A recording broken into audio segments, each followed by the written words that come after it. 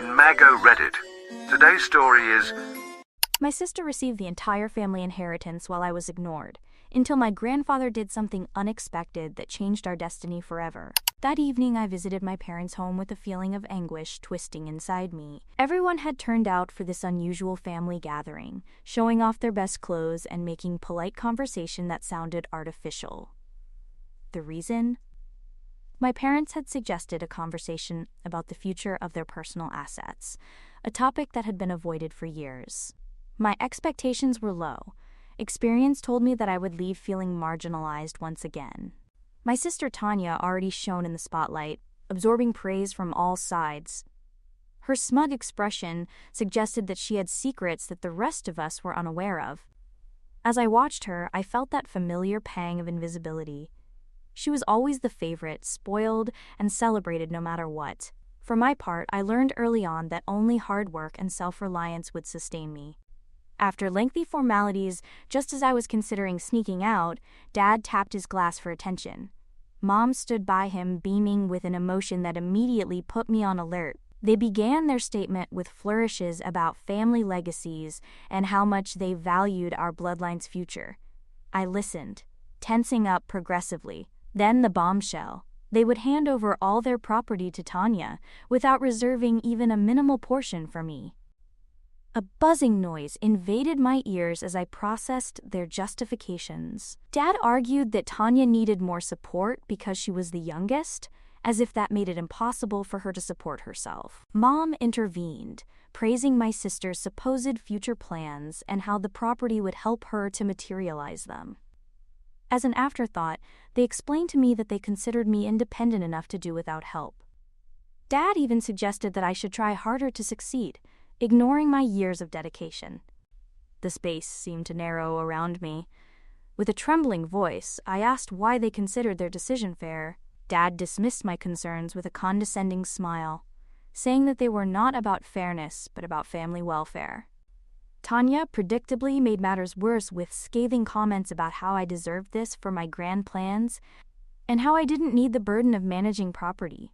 Her saccharine tone concealed sharp words that cut deeper than imaginable. I wanted to scream, demand an explanation, express how their decision made me a stranger in my own family.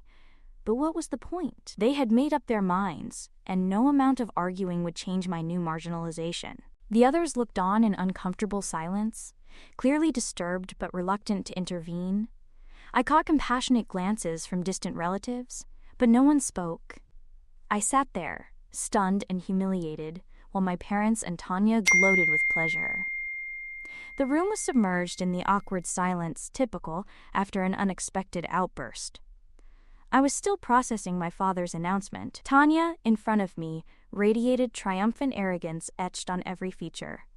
I wanted to escape from that suffocating tension, but before I moved, my grandfather cleared his throat. That tiny sound cut the tension like a knife. All eyes converged on him. He had remained silent all night, sitting at the end of the table with apparent disinterest. Now his expression showed sharpness. His gaze, fixed on my parents, carried a serene but warning intensity. He declared that he had heard enough. His voice, firm, carried undeniable weight. Dad tried to protest, starting an argument about undue interference, but Grandpa raised a hand silencing him. He ordered Dad to be quiet as he finished, saying that this farce had gone on too long.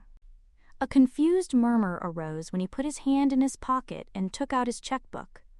My heart was beating strongly for no clear reason. With deliberate gestures, he scribbled something and then walked towards me. He placed the paper in my trembling hands. He announced that the check was for me, $2 million as a personal gift. His voice resonated definitively. Everyone seemed to freeze momentarily. I stared incredulously at the check as I grasped the magnitude of the gesture. Tanya was the first to break the silence. In a shrill voice, she demanded an explanation. She spoke of justice, asking why I was receiving such a large sum while she got nothing. Grandfather gave her a penetrating and unwavering look. He suggested that if she wanted to talk about justice, then it should be properly discussed. His sharp words were brimming with controlled anger that stiffened everyone. He turned to my parents, raising his voice slightly. He claimed to have observed for years how they pampered Tanya, allowing her selfishness while ignoring all my efforts to build myself up. Mom blushed with embarrassment. Dad's face twitched uncomfortably. They began to mutter excuses about Tanya's youth and her need for extra support, but Granddad cut them short. He declared that age was irrelevant. He denounced their obvious favoritism, saying that this was about character. He pointed at Tanya, saying that they had inflated her ego until she believed she was universally deserving. Tanya gasped in disbelief, defending herself. She also claimed to have worked hard even though no one had noticed. Grandfather challenged her to name a single thing in which she had really made an effort. He said that he had only seen her spending money and making empty promises about unfulfilled plans. He added that if she considered that an effort, then she was more disoriented than imaginable. My parents tried to intervene again, asserting their right to decide about their property, but Grandpa dismissed them. He replied that they could make their decisions while he did the same. He explained that the money rewarded my resilience and integrity, qualities that were always valued by him but rarely recognized in our family. Tears stung my eyes, not for the money but for that validation. For the first time, someone had recognized my efforts, my struggles, and my courage. Unable to contain her emotions, Tanya banged her fist on the table and demanded further explanations from Grandpa. She insisted that this was a family insult. She accused me of manipulating Grandpa to get the money. I felt my face burning with frustration. Manipulation? I had endured his obvious favoritism and constant belittling of my efforts in silence for years, and now I was being manipulative? My parents backed Tanya, raising their voices as they tried to persuade Granddad to reconsider. Dad argued that rewarding me in this way would create unnecessary family divisions. Mom added that Tanya was still young and needed guidance, not punishment. Their words dripped with hypocrisy. I had had enough. I refused to remain silent. I told them that this supposed division had always existed, but they ignored it for their own convenience. I reminded them of how they had scorned my choice of hard work while praising Tanya's inactivity. I questioned how they could accuse me of greed when they had just handed over all their property to her under fair pretenses. Tanya replied by calling me ungrateful and petty, alleging jealousy towards her success. Success? I laughed bitterly, telling her that living on handouts while demanding more did not constitute success, but entitlement. The argument escalated, with Tanya throwing a tantrum, shouting about vital injustices, and my supposed jealousy. My parents tried to blame me for intensifying conflicts, suggesting that I be grateful for what I had. Then Granddad intervened again. He raised his voice louder than ever. Silencing the room, he indicated to my parents that they lacked the authority to talk about justice or family unity after years of fostering that toxic dynamic. He reminded Tanya that nothing was guaranteed, warning that her sense of entitlement would be her downfall. His words hurt everyone, including me, albeit for different reasons. As the room fell silent once again, I realized that this was no longer about money. It was finally about being seen and heard. Tanya, unable to give in, continued to lament injustices. She asked if perhaps she didn't deserve something too. Grandfather's tone turned glacial as he replied that everything had already been served up to her on a silver platter. However, she continued to complain. She added that she should consider herself lucky that he hadn't completely stripped my parents of their inheritances and transferred them to me. The room erupted in chaos. My parents screamed. Tanya was close to tears, and the other relatives muttered furiously among themselves. Throughout all this, Granddad remained calm, having clearly established his position. Before leaving, he turned to me, placing his hand firmly on my shoulder. He advised me to use that money wisely, and left the room without further words. His departure left a stunned silence. Nothing that had happened erased years of neglect or pain. But I want to keep the check. What should I do? Update 1. A week had passed since that chaotic family gathering, and the atmosphere was still heavy. It wasn't just the lingering argument, but its consequences. The real impact remained present as I processed the conversation with my parents, the way they dismissed me as insignificant, as if all my years of dedication were worth less than my sister's pretensions. I was overwhelmed. Then, one afternoon, my grandfather appeared unexpectedly at my door. His presence brought a necessary, though unconscious, serenity. He looked around my modest living room, taking in every detail before looking at me almost from a new perspective. He always displayed this calm sophistication, avoiding dramatic conflicts. But this time he did not hold back. He entered silently, but his presence was forceful. Finally, he spoke softly, expressing his concern for my well-being after recent events. I didn't realize how much I needed to hear that until that moment. I let out a sigh, part laugh, part exhalation, confessing that I was as well as could be expected. It had been complicated, but I was handling it.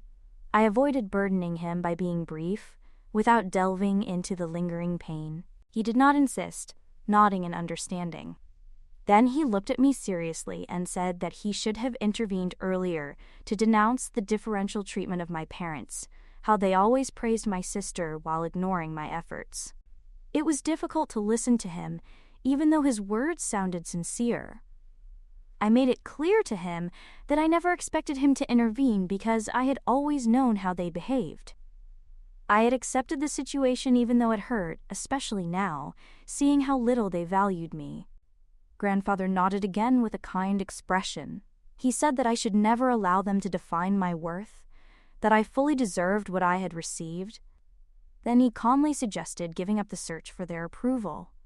Now I had a real opportunity to build something of my own with that money. I had the power to create my future, and how I used those funds was entirely up to me. I asked, however, how to move forward. If it was really okay to use that money, or what would happen if I failed? What would happen if I didn't know how to manage it? He smiled at me, not condescendingly, but with his characteristic patient wisdom. He reassured me about the waste. He suggested that I take time, reflect properly, and seek help when I needed it. He would be available to support me throughout the process if I wanted. We spent additional hours discussing possibilities, investments, and alternatives for those $2 million. He recommended financial consultants, mentoring opportunities, and continuing education. It was overwhelming, but I felt relieved during our conversation. I wasn't facing this alone. I had someone backing me up who truly trusted me. As he got up to leave, he placed his hand on my shoulder in a rare gesture of affection. He expressed his pride in me, a constant feeling that I should never forget. Update 2. 4 months passed and circumstances had definitely changed. My sister, having assumed full control of the property, was completely overwhelmed. I never would have anticipated it, but she managed to ruin what should have been a simple transition. She wasn't even without resources. Everything was provided for her. But I suppose when you get everything for free, what motivation do you have to preserve it? Initially, she liquidated most of the family assets, claiming necessary improvements to the property. I learned from a cousin that she sold numerous antique pieces of furniture, centuries-old family heirlooms, simply to redecorate. As for renovations, she chose extravagant and overpriced contractors, promising them the impossible. They took her money and only partially completed the work. Her obstinacy prevented her from listening to any advice on moderate, future-oriented planning. Meanwhile, she accumulated more and more debt. She didn't even notice when the cash started to run out. My parents, predictably, remained blind to her failures. They continued to defend her, arguing that she was doing her best and that the family should show more solidarity, but honestly, it didn't surprise me. News of events spread quickly. Not dramatically, but people started to comment as they always do. The family's financial problems emerged in ways that were impossible to hide. Some business partners withdrew, informed about the situation, while distant relatives, former admirers of my parents' stability, began to distance themselves. They refused to associate with those who could not stand firm. I continued to receive occasional updates about bad negotiations with contractors or monthly expenses on consultants who only provided vague advice, draining bank accounts. It was embarrassing to witness. I couldn't help feeling a certain satisfaction, however. I knew that I wouldn't be able to handle what I had received and would eventually face consequences. But the most shocking thing was discovering how my parents tried to partially cover up the disaster by hiding financial documentation and pretending normality. They were already pretending that nothing had changed, as if no one had noticed the collapse of their prized possessions. I didn't witness the outcome. I didn't need to. I had long since distanced myself from that circus, although I occasionally received calls from relatives asking about the family. Some even offered condolences for the misfortunes, calling my sister unfortunate. The family reputation was irreparably stained, and strangely, I found myself almost glad. Those who had long dismissed me were now facing the consequences of their bad decisions, and I had nothing to do with it. For a while, I just let it all happen. It was no longer my problem. I had my own existence to focus on. It was better that way. Was I too vindictive to be glad about this? Update 3. Each decision seemed to make the previous one worse, from depleting resources on unnecessary luxuries to alienating potential collaborators. I was not surprised, but I was undeniably surprised by the parental foolishness in continuing with their indulgences. What followed was inevitable. Rumors spread about mounting debts, unpaid incompetent contractors, and missing assets. More businesses previously integrated into the family portfolio withdrew, refusing to have anything to do with the company going under. The phone calls that had been avoided finally reached a critical point when creditors started to turn up. Unpaid bills piled up, lawyers got involved. I found out everything indirectly. People I hadn't spoken to for years were happy to share this gossip. Apparently there was something new every other day. However, the most shocking thing? It wasn't the progressive family misfortune. It was that late-night call from my mother. We hadn't spoken since that evening, and I hadn't given her the opportunity. But there she was, contacting me as if nothing had happened. Trying to sound casual, but failing miserably. Her voice had that unmistakable, desperate tinge. She informed me of the worsening situation, although she assured me they were working on solving it. But he did not ask for help immediately.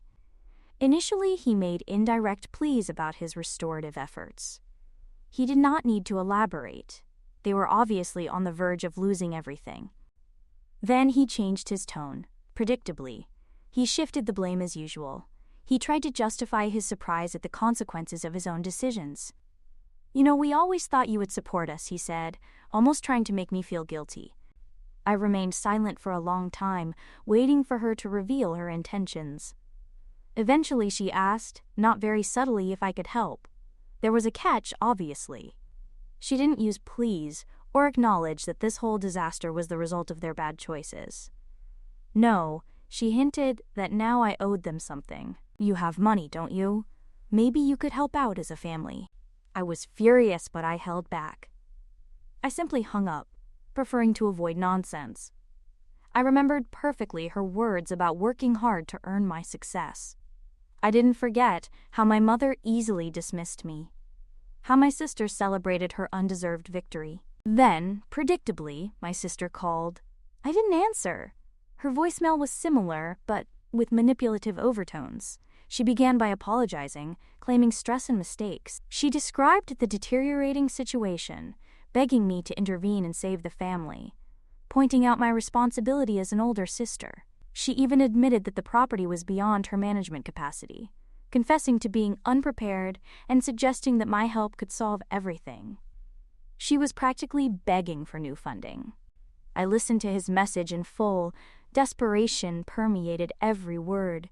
When I finally dialed his number, I avoided unnecessary pleasantries because he didn't deserve them.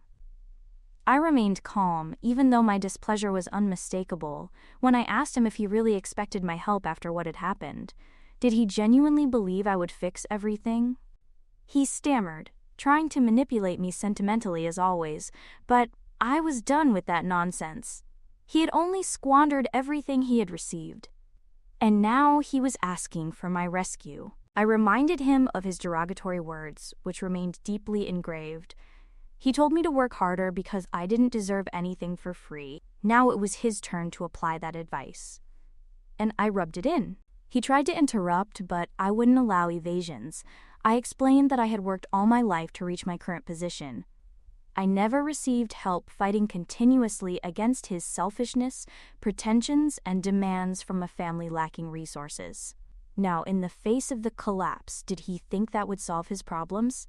That would never happen. She sounded exasperated on the phone, as if believing it possible to manipulate me.